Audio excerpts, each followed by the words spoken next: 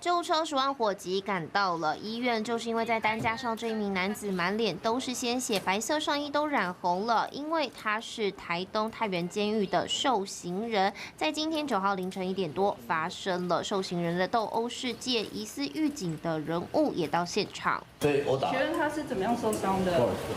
狱方初步调查后发现了这名68岁的周姓受刑人跟同寝室的狱友因为睡觉互相干扰，其中一方呢因为认为对方打呼翻来覆去睡眠不好，一气之下竟然动手打人，造成他伤势相当严重，因为徒手殴打头部还用脚踹，下巴疑似有骨折，脸部也多处擦挫伤。狱警呢在发现了之后呢急忙通报处理，将人送往医院就医，因为一度传出生命迹象不稳定，陷入昏迷。而目前了解的是，打人的跟被打的受刑人都是因为窃盗案入狱，目前他们都是住在同一舍房，在凌晨不明原因发生冲突，目前太原技训所已经介入调查冲突原因。